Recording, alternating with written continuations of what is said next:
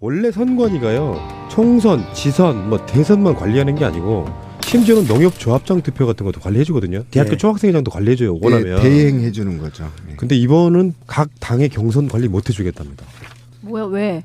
헌재에서 대통령 탄핵이 인용될 경우에 60일 이내에 이걸 준비를 해야 되는데 각 정당의 경선까지 관리해줄 여력이 안 된다 이런 뜻이거든요. 알아서 관리해라 직접. 이러면 약간 대혼란이 오는 좀 상황이 와요. 뭐 이제 여러 가지 시스템 문제라든지 이런 부분이 있어가지고 선관위 입장에서 대선에 올인해야 되기 때문에 우리가 거기에 여력이 없다 이해는 안 되는 바가 아니에요. 근데 하려면 또 할 수 있는 부분이라고 저는 보거든요. 대선하고 좀 다르게 일반 정당의 투표는 뭐 자기들끼리 경선 룰을 만들겠지만 제3자가 봐달라는 거거든요. 그렇죠.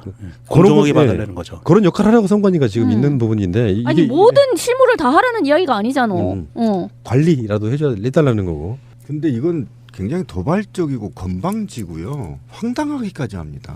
이렇게 관리하는데 예산이 얼마가 필요하고 인력이 더 필요합니다라고 국회에 요구하면 될 일을 어디 건방지게 이렇게 나올 수가 있죠? 배째도 아니고 이게 뭐야? 그러니까 나는 선관위의 자세가 매우 건방지. 반기문 출마 자격이 문제 없다라고 이야기할 때부터는 기분이 벌써 이렇게 뭔가 편파적인 느낌이 드네 이런 생각이 들었거든요. 아니 편파가 문제가 아니라 이건 자신이 해야 할 일을 방기하는 못하겠으면 왜 못하는가 하려면 어떻게 하면 할 수 있는가 이 얘기를 하지 않고 그러니까 나는 못해하고 나 자빠지는 거잖아. 나는 내가 의도를 말하고 싶어서 그래요. 왜 그러는지를 이제 지금 말씀드릴게요. 이게 수개표 문제랑 연관이 있다고 보거든요. 저는 지금 야권에서 현역 의원 송영길 의원 같은 사람들이 지금 수개표 문제를 공론화시키고 법안 만들겠다 하고 있는 상황이에요.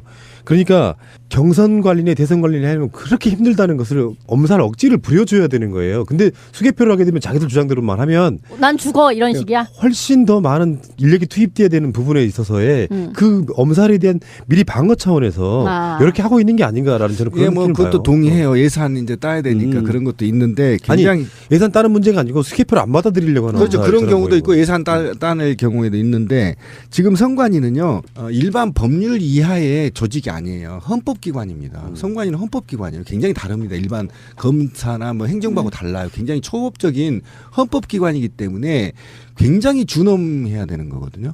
굉장히 준엄해야 됩니다. 그리고 실수가 없어야 됩니다.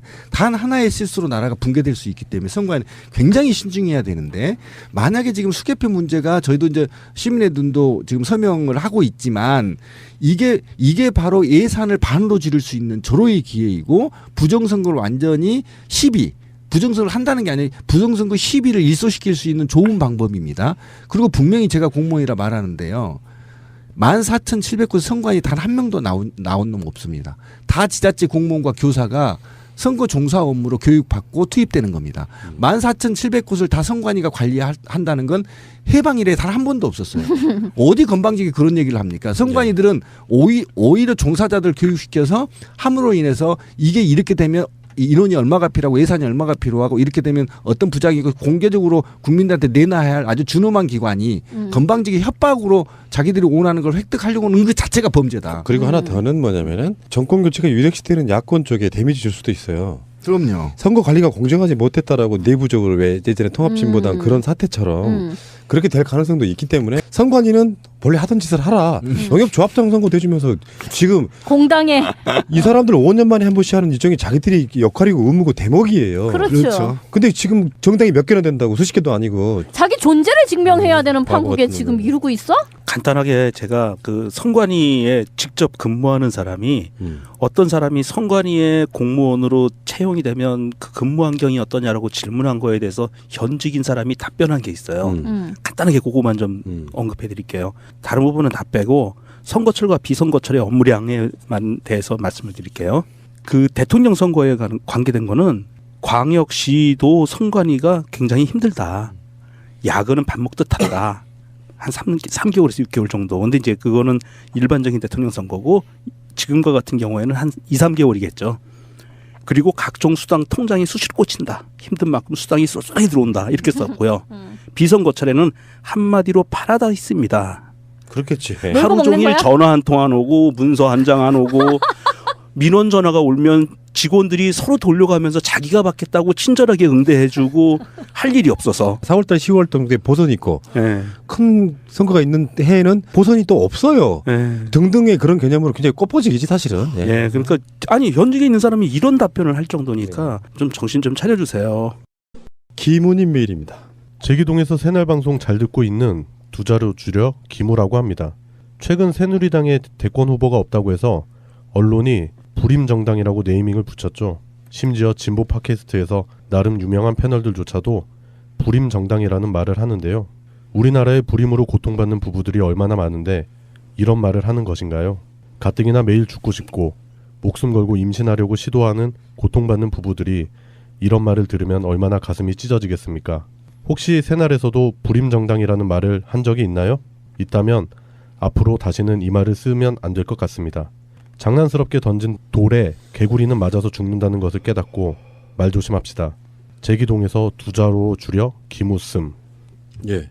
새가 날아든다에서도 이런 표현을 몇 번 한 적이 있을 거예요. 근데 왜 있을 거라고 대답하냐면은 그 말의 의미에 대해서 크게 생각하지 않고 썼기 때문에 아마 기억을 못하지 않을까 생각이 드는데요. 그런 표현을 쓴 적이 있다면 사과를 개인적으로 드리고요.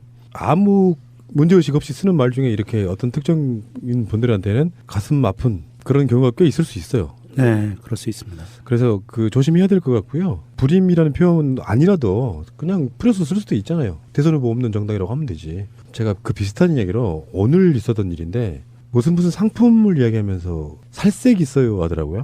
아직도 그런 사람이 있어요? 네.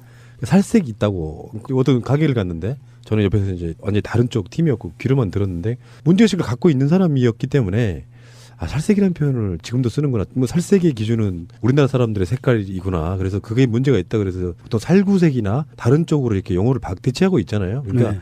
그렇게 좀 세세하고 디테일한 것들이 저는 우리나라의 사람들의 기본적인 민주주의 의식을 높여준다고 생각해요. 아무것도 아닌 것 같지만 또 다른 얘기 하나 해보겠습니다. 약간 이게 이제 좀 연관이 있는 건데 엄청 날씨가 최근에 추웠잖아요. 커피숍이었는데 제가 어떤 분을 이렇게 만나면서 다른 비즈니스 이야기를 잠깐 할 기회가 있었는데 제가 문 가쪽에 앉아 있었거든요. 근데 할아버지 할머니들 오셔가지고 문 열고 나가시는데 자기들이 밖에 이야기하느라고 문 열고 나가고 나서 문을 안 닫아줘요. 아하. 이렇게 엄청 추운 바람이 들어올 거 아니에요. 그렇죠. 근데 사실 알고 보면 그분들이 나빠서가 아니라 이제 선진 국가라고 불리울 정도의 사람들이 되려면 국민소득이 중요한 게 아니고 내가 무심결에 한 것들이 상대방한테는 상처가 될 수도 있고 아까 말한 추위가 될 수도 있다는 거를 어느 정도는 감안하고 행동해야 된다는 거예요. 나는 아무 죄 없이 담배를 피웠는데 왜 나한테 욕을 하지가 아니라 누군가는 지나가다가 그 냄새를 맡으면 죄를 짓는 거라는 거를 인식해 줄 때만이 그게 진정한 저는 그 민도가 높은 국민이 되지 않나 이렇게 생각을 해봅니다. 맞습니다. 마트 큰 마트 가서 이제 카트가 이렇게 지나가면 누군가는 내가 카트의 십자로를 지나갈 때 나 때문에 멈춰 서는 사람이 있잖아요. 그러면 보통 미국 같은 데서는 그거 썰이라든지 고맙다 이렇게 표현해주고 가죠. Thank you. Excuse me. Excuse me이라는 말 되게 많이 쓰잖아요. 근데 네. 우리나라 사람들은 그게 당연하잖아요. 그런 방식으로 가면 안 되겠다는 거죠. 나만 직진하고 가면 안 된다는 거예요. 주위에 뭐가 있는지를 보고 가줘야 이게 진정한 좋은 나라에 좀 해당된다라고 생각을 합니다. 맞습니다. 옳은 말씀이에요. 자, 불임정당이란 말 공식적으로 안 쓰겠습니다. 그리고 그런 표현이 나오면 제가 편집을 하겠습니다. 감사드립니다. 자, 닉네임 없음님. 그 이메일에가 보면은 보통 자기가 설정해놓은 이름이 있잖아요. 닉네임 없음이라고 되어 있더라고요. 일부러 그러신 것 같기도 하고. 안녕하세요. 새가 날아든다 애청자입니다. 2017년 1월 14일에 업로드한 2010회 분열하는 최순실 패밀리 내용 중 오류가 있는 것 같아서 알려드립니다. 22분 37초에서 22분 53초 부분에 최태민이 죽었을 당시에 빈소에 임선희 씨 옆에 박근혜 씨가 상복을 입고 있었어요. 둘이 나란히 다섯째 부인과 같이. 그런 부분들 때문에 지금 이게 의혹이 해소가 되질 않아요. 결정적인 부분은 거기에요. 라는 내용이 있습니다. 경향신문 2016년 12월 31일 기사 등을 검색해보면 박근혜 씨는 임선희 씨가 사망했을 때 상복을 입은 것으로 나옵니다. 그리고 최태민이 죽었을 때는 그의 자식들 중 일부와 몇몇 사람들이 거의 도둑 장례를 치른 것으로 알고 있습니다. 박근혜도 최태민이 죽은 사실을 한참 후에 안 것으로 알려져 있습니다. 이 방송이 혹시 법적으로 문제가 되지 않을까 염려가 됩니다. 새가 날아든다 해서 잘 조치하실 것이라 믿습니다. 새해에도 늘 건강하시기를 바랍니다. 감사합니다. 예, 이 부분은요. 이 메일이 오기 전에 방송 나가고 제가 뜨거 했어요. 어떤 경우냐면은 하다 보면은 도둑이 들려면 뭐뭐뭐 한다 이런 표현 쓰잖아요. 개도 안 짖는다 이런 것처럼 네. 방송 중간에도 그 이야기에 대해서 의문을 표시한 사람이 없고 그러니까 이게 방송을 만들다가 보면은 막 토론이 치열해지잖아요. 예. 그러면은 어쩔 때는 명백하게 틀린 팩트를 그냥 지나치고 편집하는 과정에서 안 걸러지는 경우가 가끔씩 이렇게 오류가 납니다. 완벽하게 잘못 나간 이야기고요. 그 전에 우리가 방송했던 다른 방송에서는 최태민이가 아니고 임선희라고 하는 사람이 죽었을 때 그랬다는 얘기가 여러 번 나옴에도 불구하고 요거를 걸러내지는 못하는 거예요. 말이 잘못 나가는 경우인 거죠. 예. 실제로 방송하다 보면요, 이제 저 같은 경우도 그런 경우 있거든요. 저런 말을 내가 방송에서 했을 정도로 여러분들은 그런 경우 없어요? 많습니다. 그렇죠. 저도 있습니다. 그러니까 저도 이거 들으면서 왜 저렇게 말했지? 예를 들어서 볼펜을 펜볼이라고 한다든지. 이걸 제가 발언한 것 같은데 그 방송에서 이거를 하도 최태민이 입에 올라서 그냥 자동으로 나온 것 같아요. 황진미 씨로 기억하는데, 내 황진미 씨도 동조를 했고요. 아, 그래서 네, 제가 첫 발언을 뗐고 황진미 씨가 옆에서 동조를 바로 했어요. 계셨네 이분이. 범인이 계셨네. 닉네임 없음님이셨습니다.